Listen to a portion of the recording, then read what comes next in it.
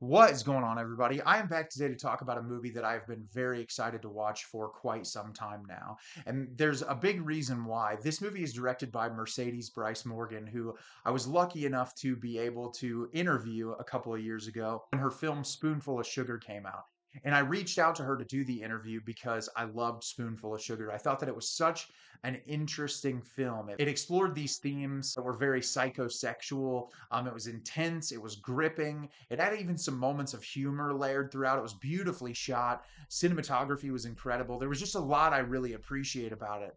And after talking to her, she had such insight about the filmmaking industry and just was a really incredible person to speak to. And so ever since I watched that movie the first time and then I got the opportunity to talk to her, I've always been really excited to see what she was going to do next in her career. And I saw early reviews from like festival circuits of this movie and heard a lot of great things about it, which made me really excited for Mercedes because I want her to be successful. I think she's very talented. And so I'm excited to tell you about this movie today. And the film I'm going to be discussing is Bone Lake. Bone Lake is directed by Mercedes Bryce Morgan. A couple's romantic vacation at a secluded lakeside estate is upended when they are forced to share the mansion with a mysterious and attractive couple. In this darkly hilarious and seductive horror story, a dream getaway spirals into a nightmarish maze of sex, lies, and manipulation, bringing terrifying secrets to light and triggering a bloody battle for survival. So, I was super excited to watch this movie. Like I said, it was really cool to get to talk to Mercedes a few years ago,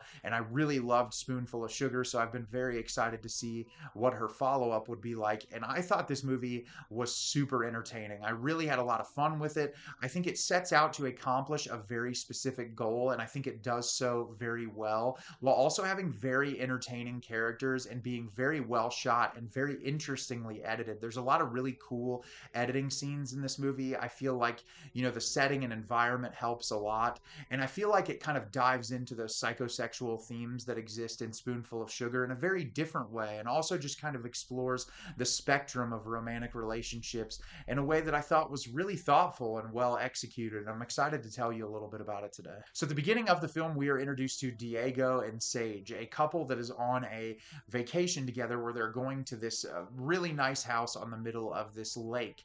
And they're driving together, and we learn a little bit about their relationship. Both of them are writers, and I think they both work as professors.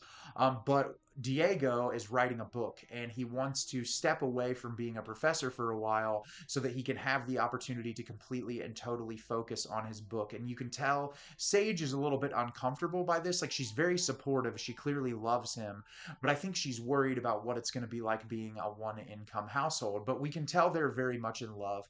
And there's an early scene where they get into the house they're staying at together. They're like both super excited. They end up having sex in the middle of the room, and I thought the scene was really brilliant because it just kind of illuminated some of the insecurities possibly in their relationship, or the fact that there might be like a little bit of an issue there, even though they clearly love each other. And I thought that it was a really good precedent to set for the remainder of the film. And after they have sex, they hear a noise outside, and there's a young couple standing on the porch of the house. And that couple is Will and Sin. And the two of them have a conversation with them and say, hey, we booked this place.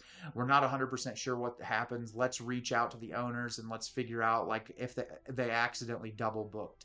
And so they reach out, but they don't hear anything. And so they're all kind of like, oh, well, we both have these getaways planned. But eventually they sort of come to terms with, hey, let's hang out here together. There's like so many rooms in this house. We might as well just enjoy the week together and not, waste it because somebody's getting a refund. And so they end up staying there together.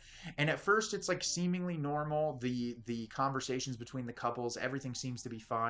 But things progressively start getting weirder and weirder with the couple that was on their porch. And the entirety of the film is our two lead characters trying to discern what's going on with these people. Was this an intentional setup? Was this actually an accident? And what's going on with them overall?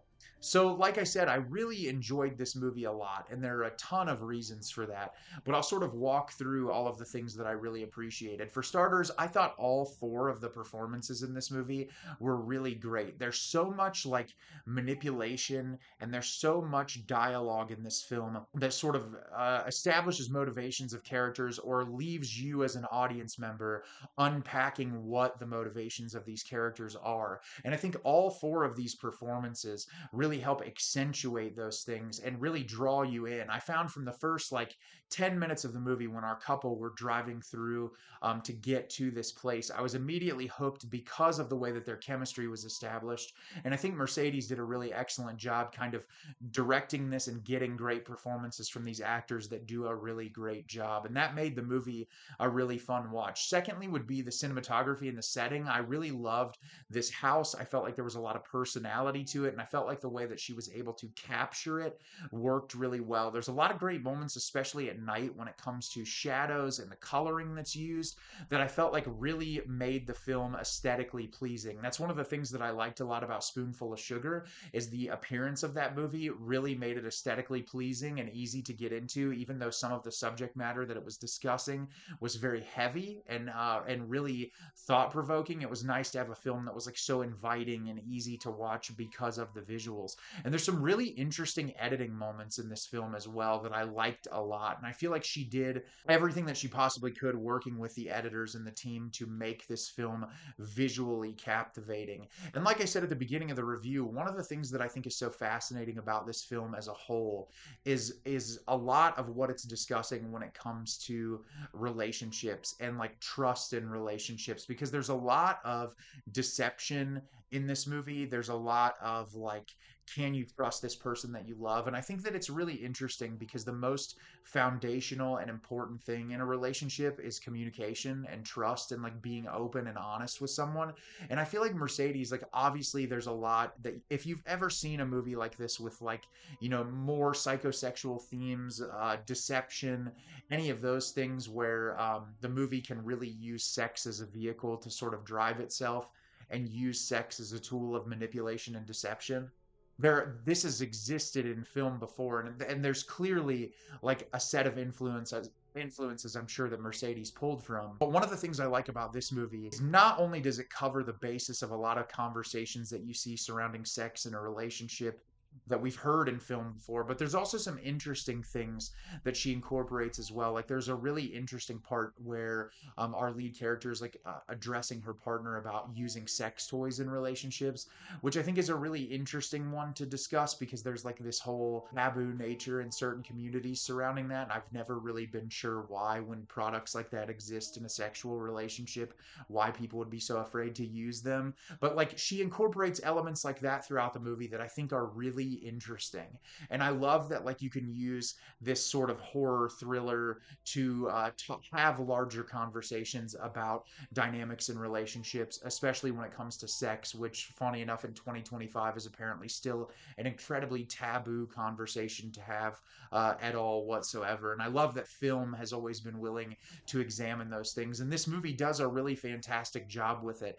Aside from like all of the thematic issues, it's just a really fun thriller. I feel like, like I said, it's a movie that wears its influences on its sleeve. I feel like there have been films in the similar vein that I've really enjoyed before, but there are also elements in this movie that I think make it a really special film and make it Mercedes' own unique thing that make it very worth watching. There's some moments that were really funny that made me laugh really hard, and there's some moments that kept me on the edge of my seat. And even at the end when things were blowing up, I just enjoyed these characters so much that it kept me along the entire time. And it was just a really fun experience. It was like I wasn't sure what to expect when I went in to watch it. And I feel like as soon as I got settled in and knew kind of what the experience was going to be like, I was along for the ride completely. And I think if you're into, suspense thrillers, if you like, single location films that have like really great performances that keep you on the edge of your seat, I think you'll really appreciate Bone Lake overall. Have you seen Bone Lake? Did you love it? Did you hate it? Leave me a comment down below and let me know what you thought. I thought this movie was so much fun. I really enjoyed it a lot. I had a really great experience watching it, and I would definitely check it out again. As always, if you can like the video and subscribe to the channel, it helps me out a lot and lets me know the type of content you're looking for. I'm always putting out new material and look forward to getting more out for you in the near future. And as always, everyone, thank you so much for watching and have a great rest of your day.